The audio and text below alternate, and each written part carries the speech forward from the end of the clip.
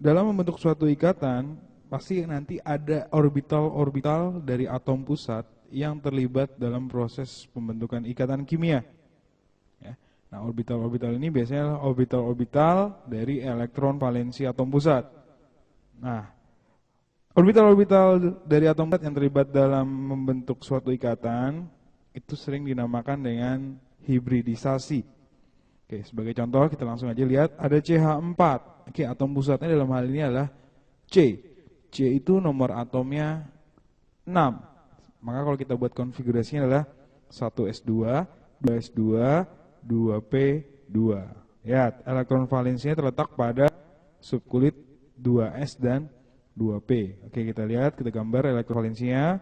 2 elektron pada subkulit 2s dan 2 elektron pada subkulit 2p. Kemudian dalam CH4, C itu berikatan dengan hidrogen.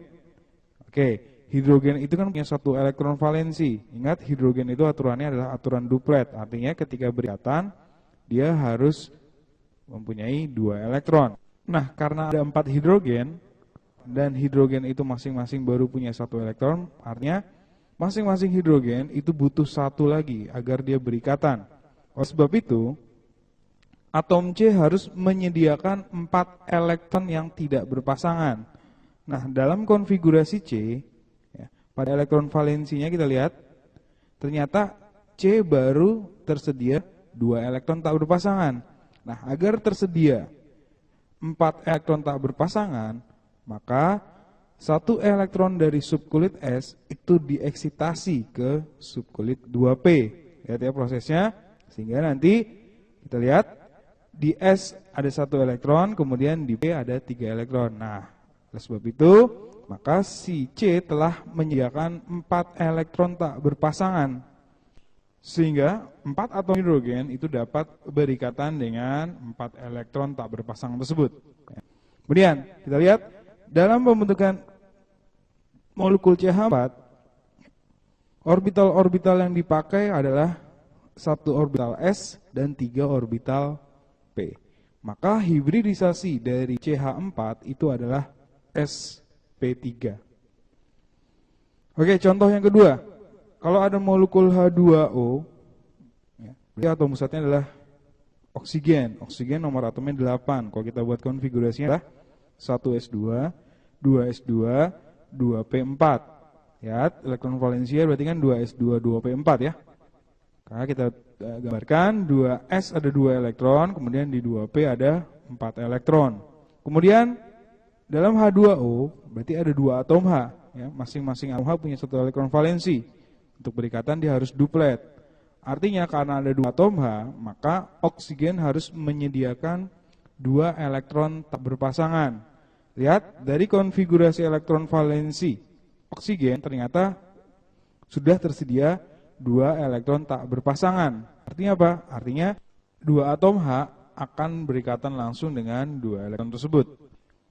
Nah, coba lihat, setelah hidrogen masuk, maka kita melihat ternyata ada 2 pasang elektron bebas. Artinya 2 pasang elektron yang tidak membentuk suatu ikatan. Tetapi dalam penentuan hibridisasi, orbital yang berisi pasangan elektron bebas juga kita hitung.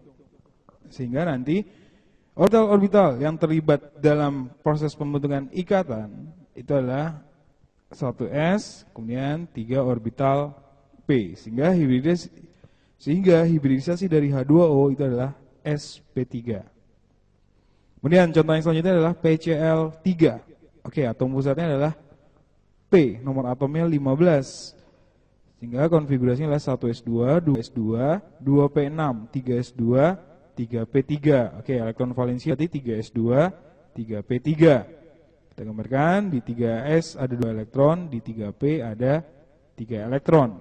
Kemudian dalam PCl3 kan terdapat 3 atom Cl. Oke, kita tahu atom Cl itu kan punya 7 elektron valensi. Ya, artinya masing-masing atom Cl itu kurang 1 untuk oktet. Nah, artinya atom pusat atau dalam hal ini fosfor harus menyediakan 3 elektron tak berpasangan. Kenapa? Karena masing-masing Cl butuh 1 untuk oktet. Nah, kita lihat dari konfigurasi elektron valensi P, ternyata sudah tersedia 3 elektron tak berpasangan. Sehingga masing-masing Cl akan masuk ke orbital P yang menyediakan masing-masing elektron tak berpasangan. Oke, setelah Cl masuk kita lihat ternyata ada sepasang elektron bebas. Nah, tapi kita lihat dalam penentuan hibridisasi, pasangan elektron bebas juga kita hitung. Sehingga hibridisasi dari PCl3 itu adalah sp3.